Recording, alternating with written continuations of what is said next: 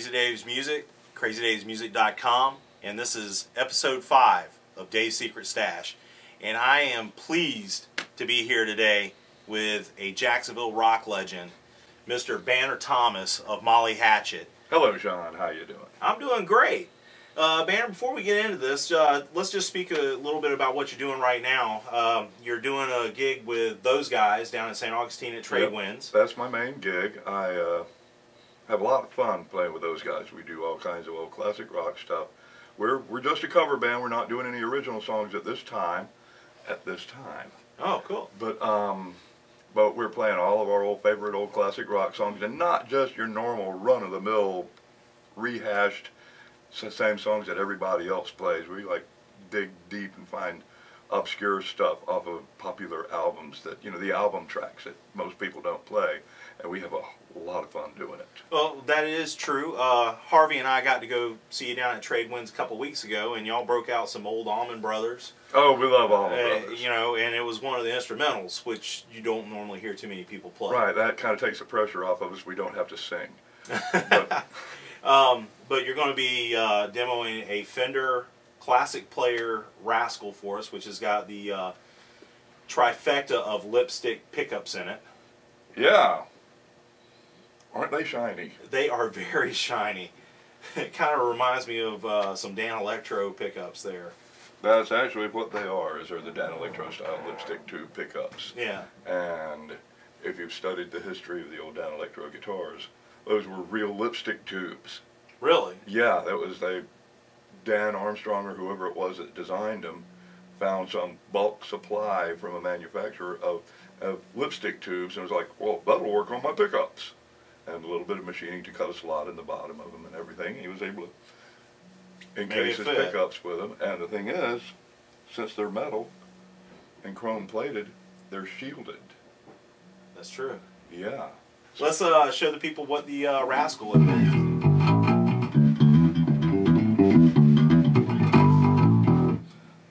Apparently, it's wired up similar to a Stratocaster. Got a 5-way switch, master volume and tone. Excuse me. And I'm assuming that all the way down here, that sounds like the bridge pickup. Where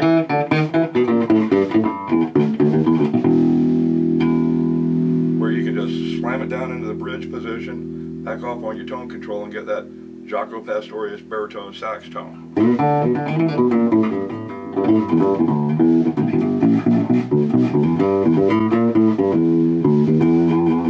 Then we'll turn the tone control back up. Then go to the middle pickup, which is pretty much, on this bass, I would be using that pickup. If I was going to just play one pickup, I would be using that pickup most of the time. Because that's like in your standard, what they call the sweet spot, going all the way back from the very first Fender precision bass single coil, which became known as the Telly bass, the first one that Leo Fender built. He selected that sweet spot, which is a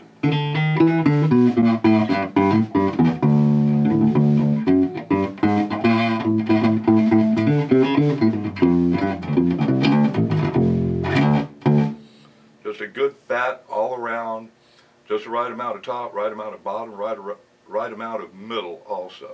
That's a good workhorse sound right there. Yeah, I like that sound right there. It's kind of brightened up a lot from going from the bridge pickup to the center pickup.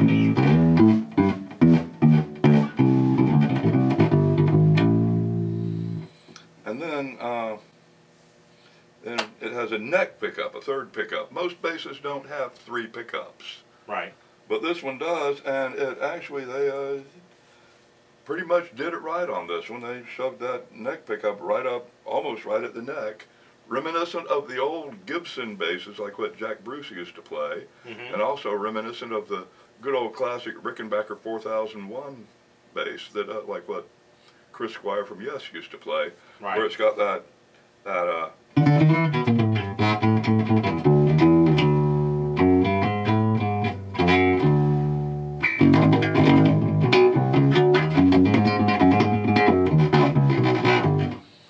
that just real fat bottom heavy type of tone. Right. Now what's cool is, like a Stratocaster with a 5-way switch, it also has middle positions. You can combine the middle pickup and the neck pickup for a really smooth bottoming.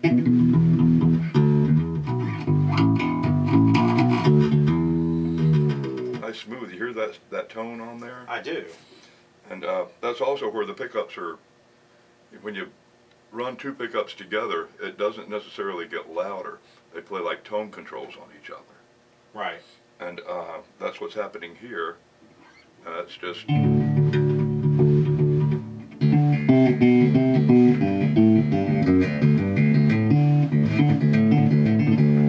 nice, real smooth, real bottomy tone, which is a cool tone to use lots of the time. Right. Then we'll switch it over to the position, the in-between position between the middle and the bridge pickups.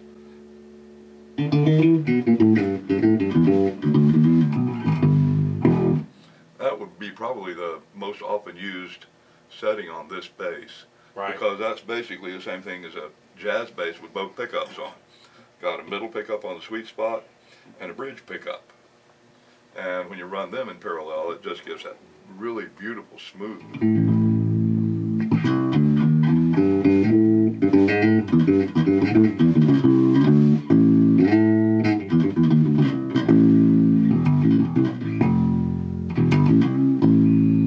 That would, between that and the middle pickup by itself, those would be the two sounds that I would probably be using the most. Mm-hmm. I would probably be tossing it to the neck pickup just for the occasional, like, you know, long, slow, mellow passages.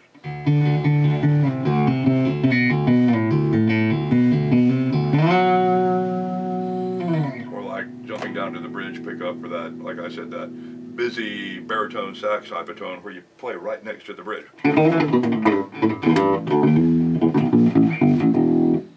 Like that. Yeah. It's amazing watching you pick on a bass and get those different sounds out of it. Let's move on to the dimension bass next, okay. and let's show them what this one will do. Here, catch! Okay, what we have here is a bass with one pickup with 3-band active electronics. It's a little bit louder. A lot more bottom, mid-range, and top all the way across because of those active electronics. It's got a preamp in it with a, let's see.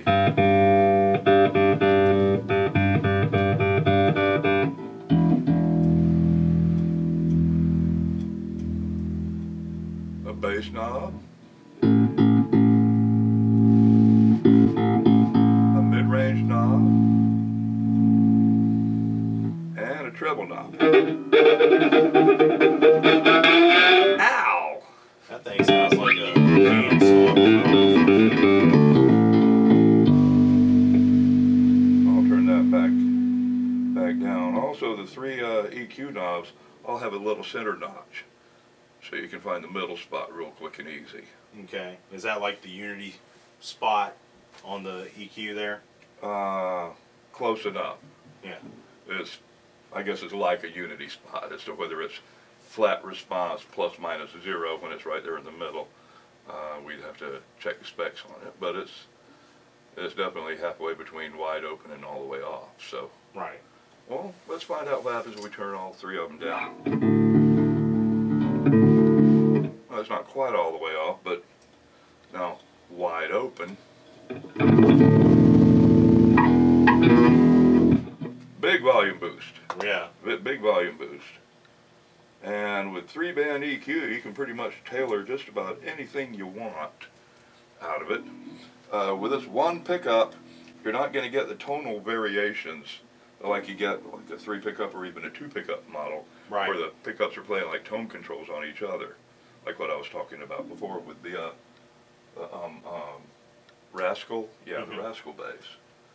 But the one pickup, it is centered about halfway between where the middle pickup and the bridge pickup would be. Now, what this is very similar to is the old classic Music Man Stingray bass, which you gotta love a Stingray. It's a good classic.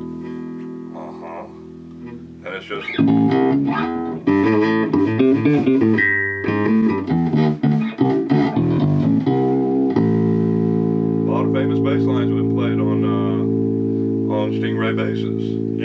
Yeah. AC/DC has a lot of Stingray in it. Yep. The original Stingray bass, one of the first people to play one, was the great Louis Johnson. And Leo Fender actually kind of designed the Stingray, the tone controls and the Stingray, and the pickup around what Louis needed. He needed a bass with slap.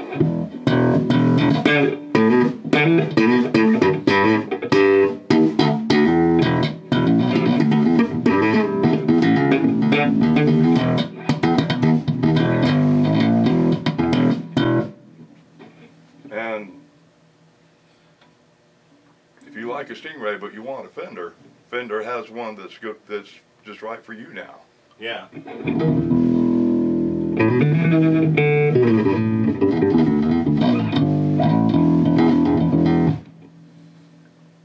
And there you have it.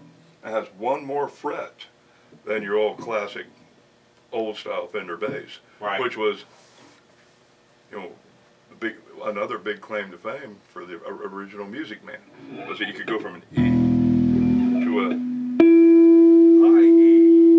Yeah. On all the old Fenders, like, you know, the classic early, you know, Precision and Jazz, you could only get up to an E flat. Right. But they've extended it up to.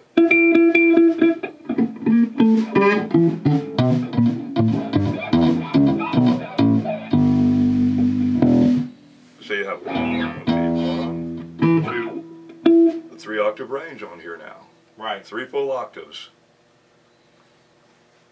You can actually get up to where you're not playing bass anymore.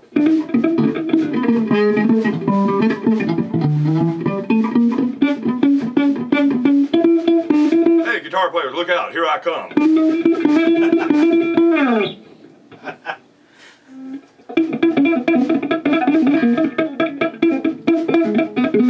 Ow! How do they do that? I do not know. I've never been much of a hammer-on kind of guy. I'm sure it has its place. Well, let's move on to this last bass here. Okay. This is the Squier by Fender Jaguar bass. And this is actually my favorite. Yeah. Because this is the one that's most similar to my own bass that I play every gig. Yeah. It's the classic, what we call PJ combination, where it's a precision bass pickup where precision bass would normally be, and a jazz bass bridge pickup where a jazz pickup would normally be. Mm-hmm. And then they took this one and they added a very narrow jazz bass neck on it, which is just my personal preference.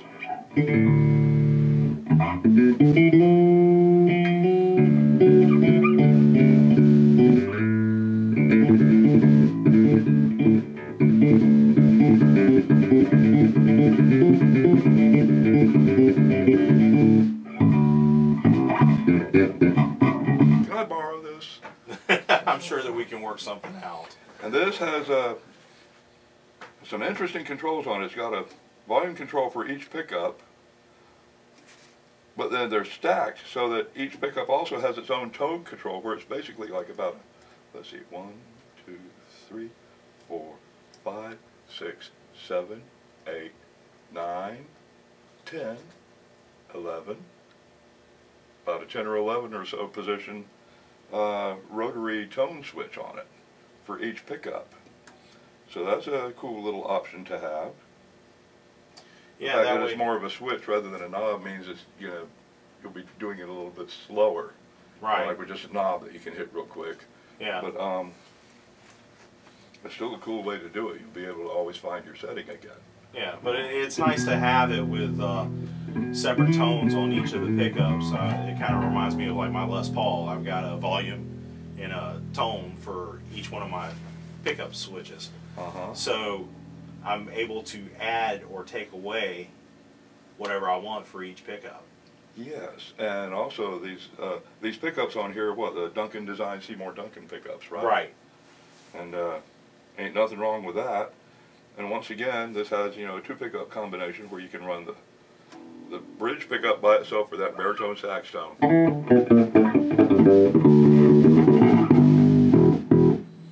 And then you can run the P-Bass pickup, which is, once again, it's in that sweet spot, just the way Leo Fender envisioned it to begin with.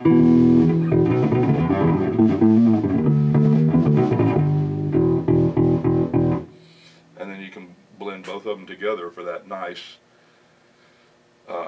first heard with a jazz bass. Right. Two pickups running, you know, playing as tone controls against each other, so that it just gets a really nice smooth, still plenty of bottom end, still plenty of top end, but the mid-range is smoothed out just right. So it's like,